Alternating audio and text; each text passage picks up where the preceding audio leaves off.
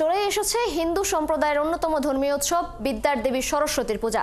এখন পূজাকে সামনে রেখে দেবীর প্রতিমা তৈরিতে ব্যস্ত সময় পার করছেন বরিশালের আঘলছাড়ার পালপাড়ার প্রতিমা শিল্পীরা। স্বপন দাসের তথ্য ছবিতে প্রতিবেদন। সনাতনী বিশ্বাস দেবী সরস্বতী বিদ্যা, বুদ্ধি ও সঙ্গীতের আরাধ্য দেবী। এবছর ৩রা ফেব্রুয়ারি কৃষ্ণপক্ষের পঞ্চমী তিথিতে হবে সরস্বতী পূজা। এই সময়ে প্রতিমা তৈরিতে দম ফেলার সময় নেই বরিশালের আগলঝাড়া পালপাড়ার প্রতিমা শিল্পীদের।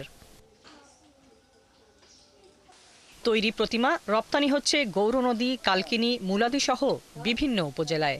ছাঁচে তৈরি প্রতিমা ২ থেকে ৩০০ টাকা এবং বেনায় তৈরি করাগুলি ৫ থেকে ১০,০০০ টাকায় বিক্রি হচ্ছে।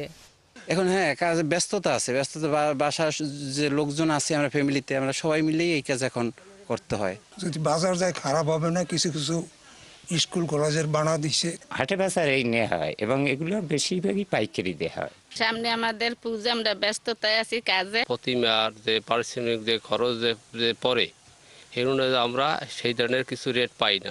প্রতিমা কিনতে আসাজন জানান এখানকার প্রতিমা সুন্দর এবং দামেও কম।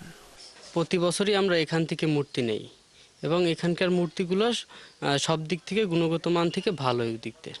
জ্ঞান প্রাপ্তির আশায় প্রতি বছর দেবী সরস্বতীকে অঞ্জলি দিতে অপেক্ষায় থাকেন শিক্ষার্থীরাও। এদিন উপবাস থেকে আমরা অঞ্জলি নেই। আমরা স্কুলে যেও অঞ্জলি নিয়ে বন্ধু বান্ধবের সাথে মজা করি।